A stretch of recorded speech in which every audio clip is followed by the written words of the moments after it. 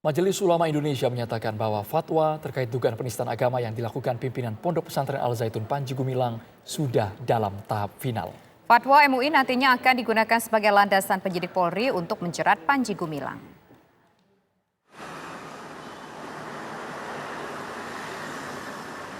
Majelis Ulama Indonesia MUI akan menerbitkan fatwa mengenai dugaan penistaan agama yang dilakukan pimpinan Pondok Pesantren Al Zaitun Panji Gumilang.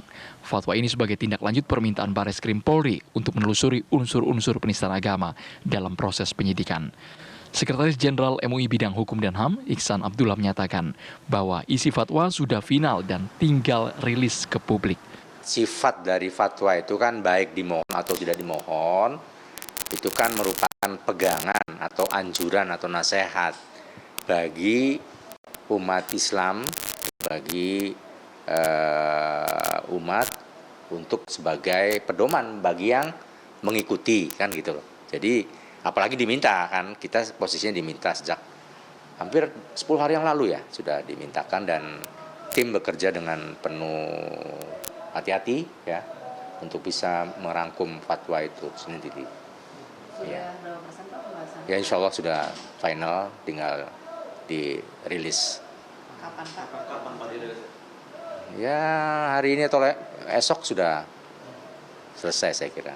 Ya, itu kan buat pemohonnya, karena selama ini hal-hal yang berkaitan dengan penodaan agama landasannya kan fatwa Majelis Ulama Indonesia untuk pertimbangan bagi para penyidik kan itu. Perkara yang menjerat Panji Gumilang sudah masuk ke tahap penyidikan, tetapi belum ada satupun pihak yang menjadi tersangka.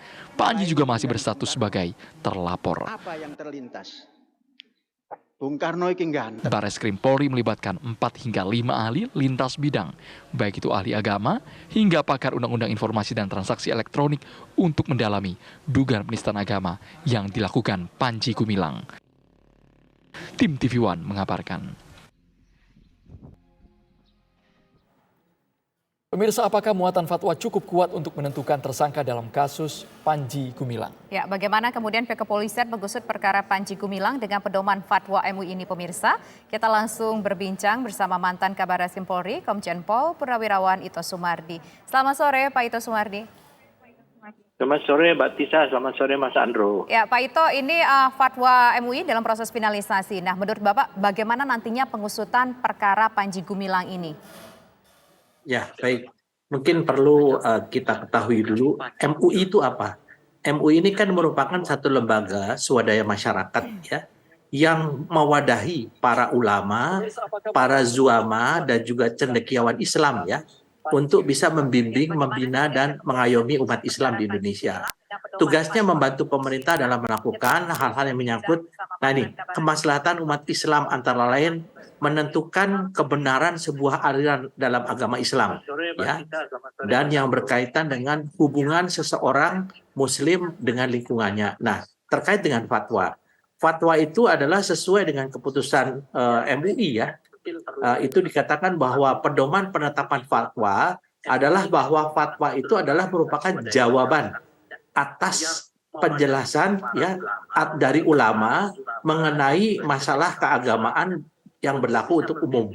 Di sini juga dari MUI juga mengatakan bahwa fatwa adalah merupakan pertanyaan ya, jawaban atas pertanyaan seseorang yang ini mendapatkan kejelasan hukum mengenai satu persoalan. Nah, di sini masalahnya kan apakah fatwa itu dapat digunakan sebagai satu yang sama dengan hukum objektif. Ini tentunya kita tahu bahwa dalam pasal 184 ayat 1 ya, KUHP yang mengatakan alat bukti itu kan ada 5. Keterangan saksi kita sudah dapat dari 2 orang pelapor. Kemudian keterangan ahli ini, MUI ini kan lembaga.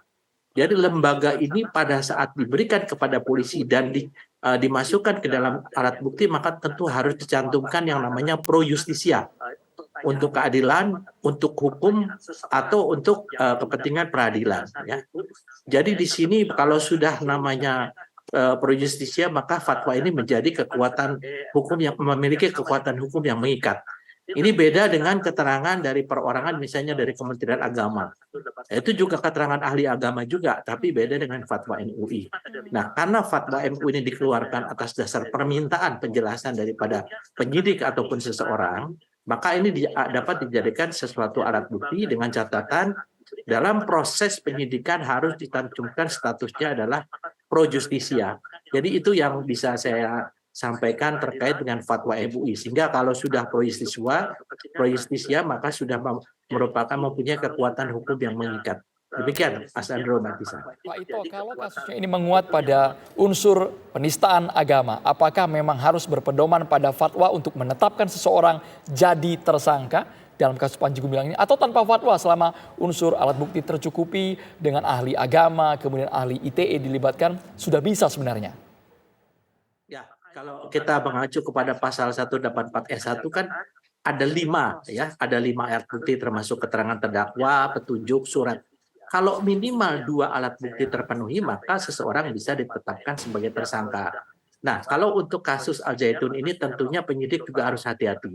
Kenapa demikian? Karena bisa saja bahwa perbuatan yang dilakukan dalam penistaan atau penodaan agama ini bukan hanya menyangkut seseorang saja, mungkin menyangkut tersangka lain ya, yang masuk dalam kategori turut serta ataupun membantu ya, sehingga bisa dikenakan pasal 55 atau pasal 56.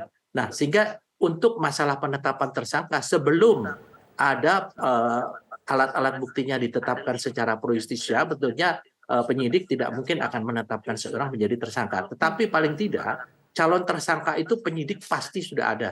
Dan saya yakin ya sesuai dengan pengalaman saya juga itu pasti sudah ada calon tersangka yang akan diumumkan dalam waktu dekat ya. Tapi tentunya ini dikaitkan dengan apakah perbuatan itu dilakukan sendiri atau bersama-sama, atau mungkin ada kasus-kasus lain yang terikat, bukan hanya kasus penistaan agama saja gitu yang nanti oleh penyidik ini tentu akan dikembangkan. Demikian, Mbak. Pak Ito, dengan statement Pak Ito yang sampaikan barusan tadi, apakah artinya nanti Panji Gumilang fix akan menjadi tersangka dan kemungkinan juga ada tersangka lain? Kalau menurut saya yang pasti tersangka utamanya pasti Panji Gumilang ya.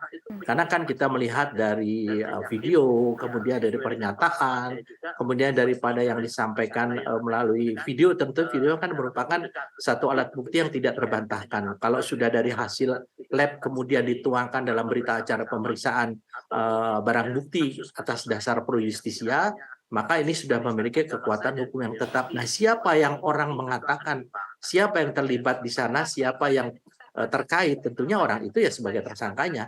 Tapi kan harus dikembangkan lagi, apakah ada tersangka lain, ataukah ada unsur pidana lain yang dilakukan selain untuk penistaan agama. Misalnya kalau dari pengembangan saksi-saksi, saksi mengatakan ada indikasi ya, atau indikasi adanya dugaan penipuan, kemudian ada penggelapan, ada juga pemerasan ya, atau memberikan berita bohong sehingga menimbulkan keonaran di masyarakat.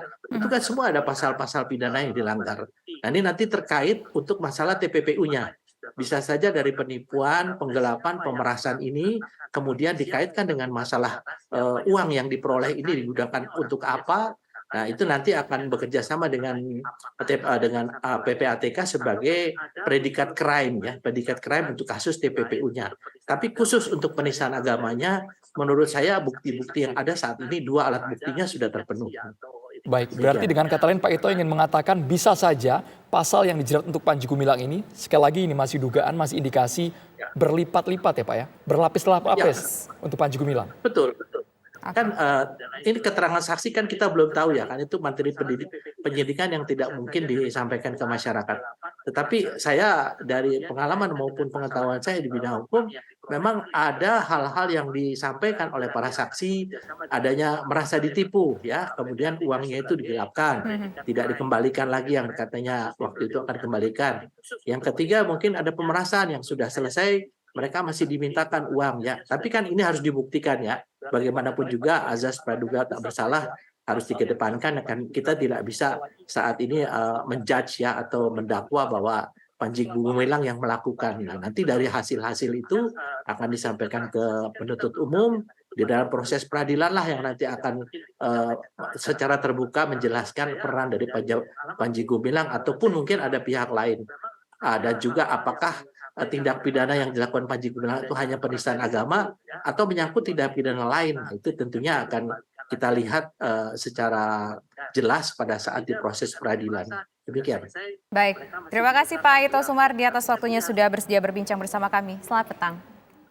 Terima kasih, Pak Sisa.